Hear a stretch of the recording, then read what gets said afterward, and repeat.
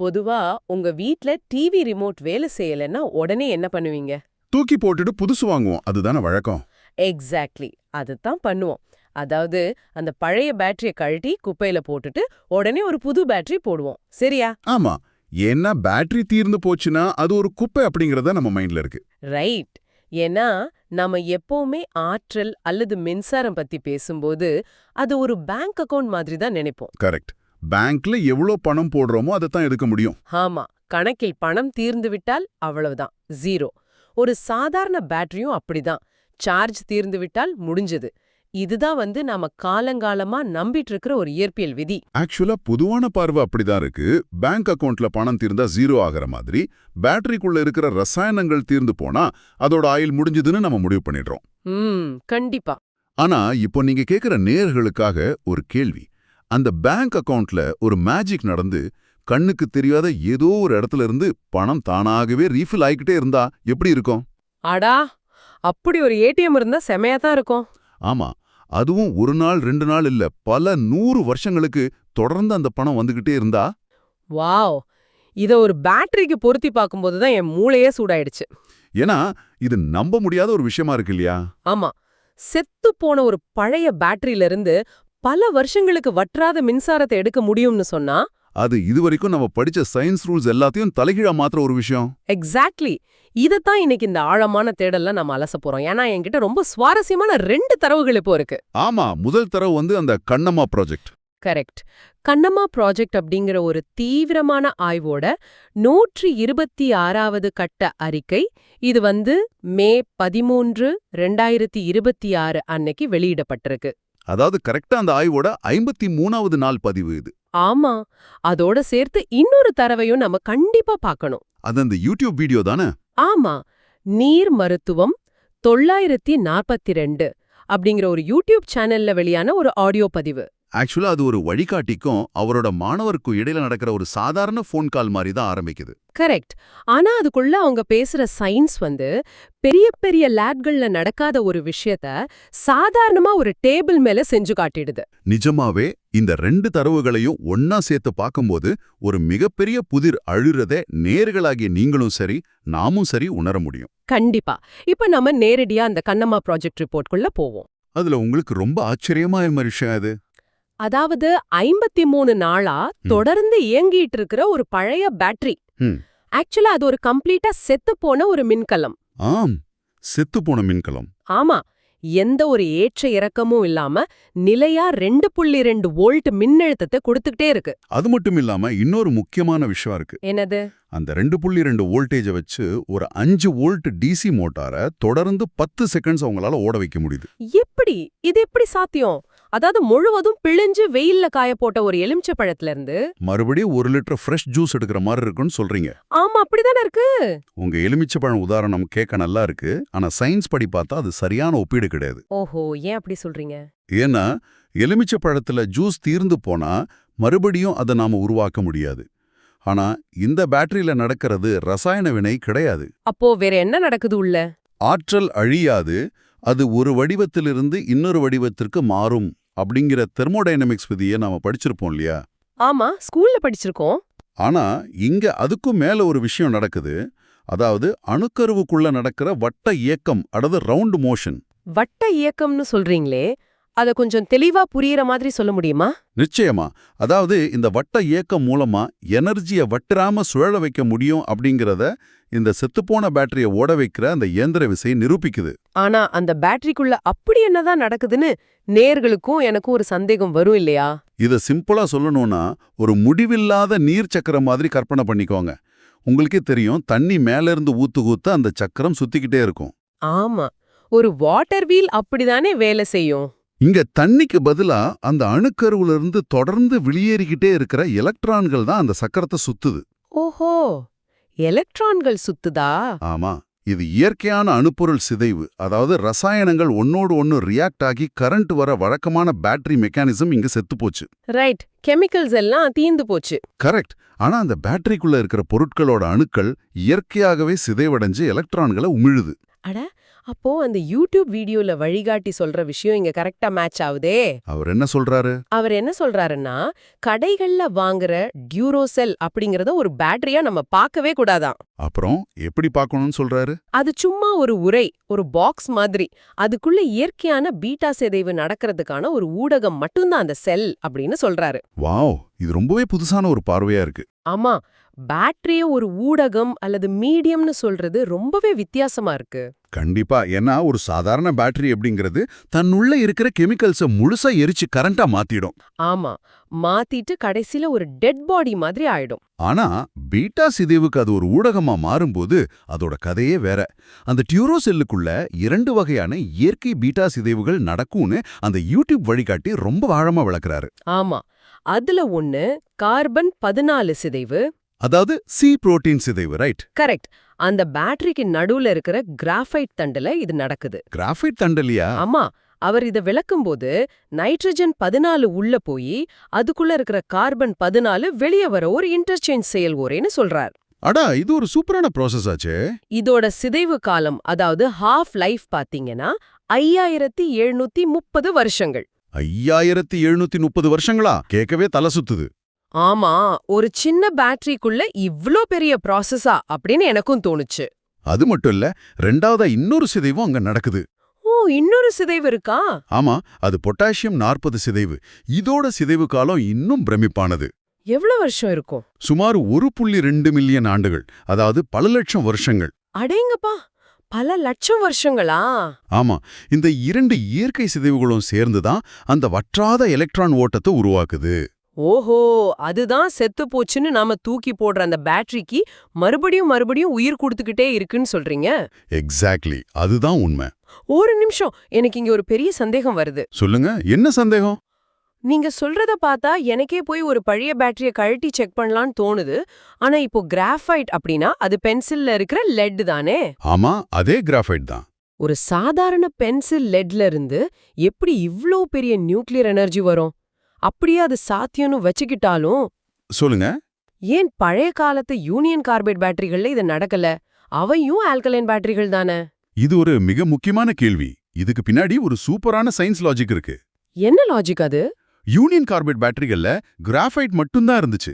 அதாவது அங்க கார்பன் 14 சிதைவு அப்படிங்கிற ஒரே ஒரு நிகழ்வு மட்டும்தான் நடந்துச்சு. ஓஹோ, ஒண்ணு மட்டும்தான் நடந்துச்சா?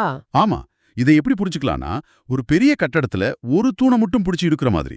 அப்போ கட்டடம் இடிஞ்சு விழுந்துடுமே. எக்ஸாக்ட்லி. ஒரு சிதைவு மட்டும் தனியா நடக்கும்போது அது அந்த கிராஃபைட் கட்டமைப்பை ரொம்ப சீக்கிரமே அரிச்சு உடைச்சிடும். ஓ, அதனாலதான் அந்த பழைய பேட்டரிகள் உடனே உப்பி போய் ஒழுக ஆரம்பிச்சு ஃபெயில் ஆயிடுச்சு போல. சரியா சொன்னீங்க. அதனாலதான் அதெல்லாம் ரொம்ப நாள் உழைக்கல. அப்போ இந்த டியூரோசெல் மட்டும் எப்படி இந்த பிரச்சனையில இருந்து தப்பிச்சுது? அதுல மட்டும் என்ன மேஜிக் பண்ணிருக்காங்க? மேஜிக் இல்ல, அது டெக்னாலஜி. சைனாவோட டியூரோசெல் தயாரிப்புல ஜென் டெக்னாலஜியை பயன்படுத்துறாங்க. ஜெல் டெக்னாலஜியா? ஆமா, அதுல ஜிங்க் மட்டும் இல்லாம ரொம்ப ரொம்ப முக்கியமா பொட்டாசியம் ஹைட்ராக்சைடு கலக்கப்பட்டிருக்கு. ஓஹோ, பொட்டாசியம் ஹைட்ராக்சைடு. இதனால என்ன நடக்குது தெரியுமா? கார்பன் 14 சிதைவு நடக்கும்போதே அதுக்கு இணையாக பொட்டாசியம் 40 சிதைவு நடக்குது.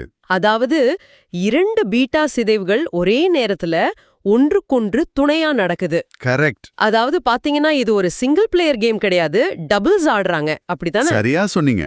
C14 மட்டும் சிதைவடையும் போது ஸ்ட்ரக்சர் உடையும்னு சொன்னேன் இல்லையா? ஆமா, கட்டடம் இடிஞ்சிடும்னு சொன்னீங்க. ஆனா இந்த பொட்டாசியம் 40 என்ன பண்ணுதுன்னா, அது சிதைவடையும் போது ஒரு ஹார்மோனிக் ரெசனன்ஸ் உருவாகுது. ஹார்மோனிக் ரெசனன்ஸ்னா? அதாவது இது அந்த கட்டமைப்பு உடைஞ்சு போகாம ஒரு மைக்ரோஸ்கோபிக் ஸ்கேஃபோல்டிங் மாதிரி தாங்கி பிடிச்சுக்குது. வாவ், ஒரு சப்போர்ட் மாதிரி நிக்குது. ஆமா, அதனால பேட்டரி சீக்கிரம் சிதைஞ்சு போறத தடுத்து நிறுத்தப்பட்டு ஒரு நிலையான வற்றாத எலக்ட்ரான் சுழற்சி உருவாகுது. ஆக்சுவலா இதுதான் அந்த ஊடகம் வெற்றிகரமா செயல்படுறதோட ரகசியம். கண்டிப்பா. வாவ், இப்போதான் அந்த லிங்க் எனக்கு கிளியரா புரியுது. சரி, இப்ப மறுபடியும் அந்த மாணவர் செஞ்ச சோதனைகளுக்கு வருவோம். ஆமா, அங்க ஒரு சுவாரஸ்யமான விஷயம் இருக்கு. ஏன்னா இங்கதான் விஷயம் ரொம்பவே மாறுது. அந்த வீடியோல ஒரு புதிய செல் 2.6 வோல்ட் முதல் 2.63 வோல்ட் வரை நிலையா நிக்குதுன்னு சொல்றாங்க. ஆமா, சில சமயம் அது 2.7 வோல்ட் வரைக்கும் கூட போகுதாம். அதுல மோட்டாரை தொடர்ந்து ஓட வச்சு ஒரு கட்டத்துல வோல்டேஜ் குறைஞ்சு மோட்டார் நின்னதுக்கு அப்புறம் என்னாச்சு? 1 மணி நேரம் கேப் கொடுத்தா எந்த ரீசார்ஜும் பண்ணாமலே அது மறுபடியும் மோட்டாரை ஓட வைக்குது. அட, எந்த ரீசார்ஜும் பண்ணாமலையா? ஆமா, ஒரு மெஷின்க்கு இப்படி ஒரு சுய மீட்பு திறன் எப்படி சாத்தியம்? இதுக்கு ஏதாவது லாஜிக் இருக்கா? நிச்சயமா இருக்கு. நீங்க இது ஒரு பேட்டரிக்கு காஃபி பிரேக் கொடுக்கற மாதிரி நினைக்கலாம். காஃபி பிரேக்கா? நல்லா இருக்கே. ஆனா உள்ள நடக்கிறது ஒரு ரீபேலன்சிங் ப்ராசஸ். ரீபேலன்சிங்னா என்ன? நான் முதல்லே சொன்னேன் இல்லையா, N14 உள்ள போய் C14 வெளியே வர்ற அந்த இன்டர்சேஞ்ச் சுழற்சி நடக்குதுன்னு. ஆமா, சொல்லிருந்தீங்க. தொடர்ந்து மோட்டார் ஓடும்போது ஒரு கட்டத்துல அந்த எலக்ட்ரோடு பக்கத்துல சிதைவடைந்த பொருட்கள் எல்லாம் சேர்ந்து ஒரு டிராஃபிக் ஜாம் மாதிரி ஆயிடும். ஓஹோ, எலக்ட்ரான்கள் சுலபமா நகர முடியாதுன்னு சொல்றீங்க. ஆமா, அப்ப கரண்ட் தீந்து போகல, வழியில டிராஃபிக் ஜாம் ஆயிடுச்சுன்னு சொல்றீங்க. எக்ஸாக்ட்லி. அந்த 1 மணி நேரம் நீங்க கேப் கொடுக்கும்போது அந்த டிராஃபிக் கொஞ்சம் கொஞ்சமா கிளியர் ஆயிடும். வாவ், தானாவே கிளியர் ஆயிடுமா? ஆமா. நைட்ரஜன் 14 மறுபடியும் சமநிலைக்கு வந்து கார்பன் 14 மறுபடியும் சிதைய ஆரம்பிச்சு எலக்ட்ரான் ஃப்ளோ பழையபடி சீராயிடுது. அதனால்தான் அது தானாகவே மறுபடியும் வேலை செய்ய ஆரம்பிக்குது. கரெக்ட். இப்ப பாத்தீங்கன்னா, அந்த சோதனையோட இன்னொரு சுவாரஸ்யமான பகுதிக்கு வருவோம். சொல்லுங்க. அந்த மாணவர் 2 பேட்டரிகளை ஒரு சோடியா இணைச்சு 1, 2, 3, 4 அப்படின்னு 4 புள்ளிகளை குறித்து வச்சுக்கிட்டு செக் பண்றாரு. ஆமா, நானும் அந்த வீடியோல கவனிச்சேன். அதுல 1 மற்றும் 3வது புள்ளியில மோட்டார் ஓடுது. ரைட். ஆனா 4வது புள்ளியில வோல்டேஜ் காட்டுது, ஆனா மோட்டார் ஓட மாட்டேங்குது. இது ஒரு பெரிய குழப்பம் இல்லையா? ஆமா, இது ஒரு நிஜமான கள ஆய்வுல வர்ற பெரிய குழப்பம். இத அந்த வழிகாட்டி எப்படி விளக்குறாரு? அங்கதான் நமது அளவீட்டு கருவிகளோட பெரிய பிரச்சனை வெளியே வருது. கருவிகளோட பிரச்சனையா? ஆமா, அவங்க பயன்படுத்துற மல்டிமீட்டர் அப்படிங்கிற கருவிக்கு ஒரு பெரிய லிமிடேஷன் இருக்கு. என்ன லிமிடேஷன்? ஒரு செத்துப்போன செல்லுக்கு 1.5 வோல்ட் மற்றும் 200 மில்லி ஆம்பியர் தேவை. புதிய செல்லுக்கு 3 வோல்ட் மற்றும் 6000 மில்லி ஆம்பியர் வரைக்கும் ஆற்றல் இருக்கு. ஓகே. ஆனா ஒரு சாதாரண மல்டிமீட்டரால இந்த மறைந்திருக்கும் ஆம்பியரை காட்ட முடியாது. மறைந்திருக்கும் ஆம்பியரா? அதாவது ஹிடன் ஆம்பியர்னு சொல்றீங்களா? ஆமா, அது அதிகபட்சம் 500 மில்லி ஆம்பியரை மட்டும்தான் காட்டும். இத புரிஞ்சுக்க நான் ஒரு உதாரணம் சொல்றேன், சரியா இருக்கான்னு பாருங்க. கண்டிப்பா சொல்லுங்க. பூமிக்கு அடியில ஒரு பிரம்மாண்டமான ஆறு ஓடிட்டு இருக்கு. அதுல தண்ணி கொப்பளிச்சுக்கிட்டு இருக்கு. ஓகே. ஆனா நாம பூமிக்கு மேல நின்னுக்கிட்டு ஒரு சின்ன ஸ்ட்ராவை உள்ள விட்டு உறிஞ்சு பாக்குறோம். அந்த ஸ்ட்ரா வழியா ஒரு சில சொட்டு தண்ணி மட்டும்தான் வெளியே வருது. உடனே நாம ஓஹோ, இங்க கொஞ்சோண்டு தண்ணி தான் இருக்கு அப்படின்னு முடிவு பண்ற மாதிரி இருக்கு. நீங்க சொல்றது ரொம்ப கரெக்டான உதாரணம். ஆறு அங்கதான் இருக்கு, ஆனா நம்ம ஸ்ட்ரா ரொம்ப சிறுசு. அந்த ஸ்ட்ரா தான் மல்டிமீட்டர், கரெக்டா? அருமையான உதாரணம். அந்த ஸ்ட்ராவுக்கு அடியில இருக்கிற பிரம்மாண்டமான ஆறு பத்தி அதுக்கு தெரியாது. ஆமா. அதே மாதிரிதான் மல்டிமீட்டருக்கு ஹிடன் எனர்ஜி பத்தி புரியாது அப்படின்னு அந்த வழிகாட்டி ஆணித்தரமா சொல்றாரு. ஆக்சுவலா நம்ம கிட்ட இருக்கிற மீட்டர்கள் எல்லாமே ரசாயன பேட்டரிகளை அளக்கிறதுக்காக டிசைன் பண்ணப்பட்டவை. கரெக்ட். குவாண்டம் அளவுல நடக்கிற கோடிக்கணக்கான எலக்ட்ரான்களோட வற்றாத ஓட்டத்தை அளக்க நம்ம பழைய கருவிகளால முடியாது. அப்போ வோல்டேஜ் காட்டும், ஆனா அந்த ஆற்றலோட ஒட்டுமொத்த வலிமையை அது காட்டாது இல்லையா? ஆமா. 4வது புள்ளியில மோட்டார் ஓடாததுக்கு காரணம் அந்த இடத்துல எலக்ட்ரான் ஓட்டத்தோட திசையும் அளவும் மல்டிமீட்டரால தவறாக புரிந்து கொள்ளப்படுவதுதான். இது ரொம்பவே சிந்திக்க வேண்டிய ஒரு விஷயம். நம்ம கிட்ட சரியான கருவி இல்லைங்கிறதுக்காக அங்க ஆற்றலே இல்லேன்னு நாம இத்தனை வருஷமா நம்பிட்டு இருந்திருக்கோம். அதுதான் அறிவியல் உலகத்தோட சில குருட்டு நம்பிக்கைகள். சரி, இந்த விஷயங்கள் எல்லாத்தையும் கொஞ்சம் பெரிய அளவுல ஜூம் அவுட் பண்ணி பாப்போம். எனக்கு ஒரு கேள்வி. சொல்லுங்க. நாம தூக்கி போடுற ஒரு சின்ன டெட் பேட்டரியால எந்த ஒரு ரீசார்ஜ் வயரும் இல்லாம ஒரு 5 வோல்ட் மோட்டாரை ஓட்ட முடியுதுன்னா, ஆமா, ஓட்ட முடியுது. இதே விஷயத்த ஒரு பெரிய கார்லயோ இல்ல ஒரு பில்டிங்லயோ செஞ்சா என்ன ஆகும்? அப்படி செஞ்சா இன்னைக்கு உலகத்தையே ஆட்டி படைச்சிட்டு இருக்கிற எனர்ஜி பாலிடிக்ஸ் மொத்தமா காணாம போயிடும். வாவ், எனர்ஜி பாலிடிக்ஸே காணாம போயிடுமா? ஆமா. நீங்க அந்த யூடியூப் வீடியோ கவனிச்சிருந்தீங்கன்னா அதுல அந்த வழிகாட்டி ஒரு மிக முக்கியமான வாதத்தை முன்வைக்கிறார். என்ன சொல்றாரு? உலக நாடுகள் எல்லாமே அணுப்பிழவு, அதாவது நியூக்ளியர் ஃபிஷன், மற்றும் அணு சேர்ப்பு, அதாவது நியூக்ளியர் ஃபியூஷன் அப்படின்னு 2 விஷயத்துக்காக பில்லியன் கணக்குல செலவு பண்ணிட்டு இருக்காங்க. ஆமா, நிறைய பணம் கொட்டிட்டு இருக்காங்க. ஆனா அது ரெண்டுமே அன்றாட பயன்பாட்டுக்கு சரிப்பட்டு வராத தோல்வியடைந்த முறைகள்னு அவர் சொல்றார். ஆமா, அவர் சொல்ற லாஜிக் எனக்கும் புரியுது. ஃபிஷன் அப்படிங்கிறது ஒரு பேங்க் லாக்கரை டைனமைட் வச்சு உடைக்கிற மாதிரி. கரெக்ட். ரொம்ப வன்முறையானது. ஆமா, அதுல ஆற்றல் வந்தாலும் கூடவே கதிர்வீச்சு, அணுக்கழிவு அப்படின்னு ஏகப்பட்ட ஆபத்துகள் வருது.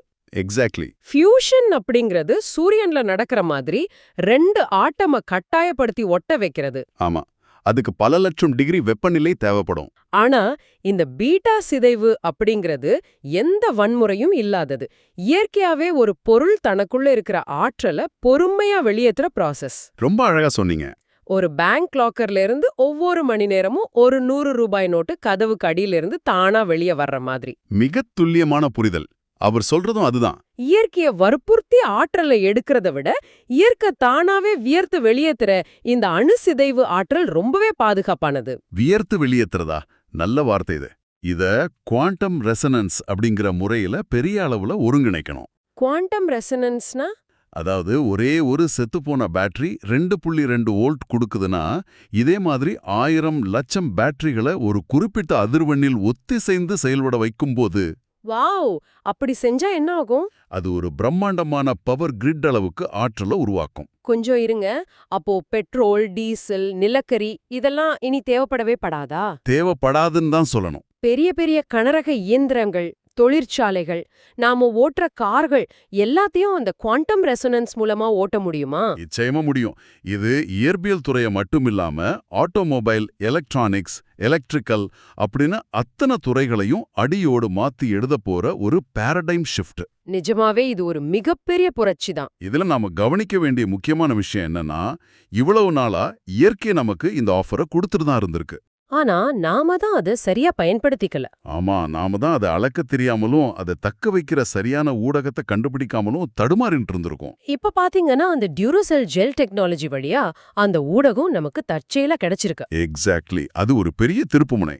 ஒரு சாதாரண பென்சில்ல இருக்கிற கிராஃபைட்டும் பேட்டரியில இருக்கிற பொட்டாசியமும் சேர்ந்து உலகத்தோட தலையெழுத்தையே மாத்த போகுது நினைக்கும் போதே ரொம்ப ஆச்சரியமா இருக்கு. உண்மைதான். ஆற்றல் அழியாது, அது மாறும் அப்படிங்கிற நம்ம பழைய சயின்ஸ் ரூலை கொஞ்சம் மாத்தி இனிமேல் ஆற்றல் வற்றாமல் சுழலும் அப்படின்னு புதுசா ஒரு ரூல் எழுத வேண்டிய நேரம் வந்துருச்சுன்னு தோணுது. ஆமா, செத்துப்போன பேட்டரிகள் அப்படிங்கிறது இனிமேல் குப்பைகள் கிடையாது. கரெக்ட். அவை இயற்கை தனக்குள்ள ஒளிச்சு வச்சிருக்க பீட்டா சிதைவுக்கான ஒரு அற்புதமான சிறிய வீடுகள். அந்த வீடுகளுக்குள்ள இருக்கிற ஆற்றலை சரியா பயன்படுத்திக்கிட்டா மவித சமுதாயம் ஆற்றல் தட்டுப்பாடு அப்படிங்கிற வார்த்தையே மறந்துரும் இல்லையா? கண்டிப்பா. ரொம்பவே ஆழமான ஒரு இடத்துக்கு நாம வந்துட்டோம்னு நினைக்கிறோம் நேர்களே. இந்த தேடல்ல இருந்து நாம கத்துக்கிட்டது ஒரு சின்ன விஷயத்துக்குள்ள எவ்ளோ பெரிய பிரபஞ்ச ரகசியம் ஒழிஞ்சிருக்கு அப்படிங்கறதான். ஆமா, நாம சுத்தி இருக்கிற சாதாரண பொருள்கள்ல கூட பெரிய அறிவியல் இருக்கு. உங்க வீட்ல இருக்கிற பழைய செல்போனையோ இல்ல சுவத்துல மாட்டியிருக்கிற கடிகாரத்தையோ ஒரு நிமிஷம் யோசிச்சு பாருங்க. அதுக்குள்ள ஒரு வற்றாத ஆற்றல் ஒழிஞ்சிருக்கு. இன்னைக்கு விடை பெறதுக்கு முன்னாடி உங்க சிந்தனைக்கு ஒரு கேள்வியை விட்டுட்டு போறேன். கார்பன் 14 முழுமையா சிதைய 5730 வருஷங்கள் ஆகும். பொட்டாசியம் 40 சிதைய 1.2 மில்லியன் வருஷங்கள் ஆகும். இந்த குவாண்டம் ஆற்றலை நாம முழுமையா கட்டுப்படுத்த கத்துக்கிட்டா எதிர்காலத்துல கரண்ட் பில் அப்படிங்கிற ஒரு விஷயமே இல்லாம போயிடுமா? அது நடந்தா எவ்வளவு நல்லா இருக்கும். ஒரு முறை தயாரிச்சா பல தலைமுறைகளுக்கு சார்ஜ் செய்யவே தேவையில்லாத லேப்டாப்கள், கார்கள், ஏன் ஒரு ஊருக்கே கரண்ட் கொடுக்கற ஒரு சின்ன பெட்டி, இப்படி ஒரு உலகத்தை கற்பனை செஞ்சு பாருங்க. அந்த உலகம் இனிமேல் ஒரு சயின்ஸ் ஃபிக்ஷன் கிடையாது. அது ரொம்ப ரொம்ப பக்கத்துல இருக்கு. உங்க வீட்ல இருக்கிற அடுத்த டெட் பேட்டரிய குப்பையில போடும்போது கண்டிப்பா இந்த விஷயம் உங்க ஞாபகத்துக்கு வரும். தொடர்ந்து சிந்திப்போம். அந்த முடிவற்ற குவாண்டம் உலகை நோக்கிய பயணத்தில் நாமும் விழிப்போடு இருப்போம். இந்த அருமையான உரையாடலுக்கு நன்றி. உங்களுக்கும் நன்றி, நேயர்களுக்கும் நன்றி. மீண்டும் சந்திப்போம்.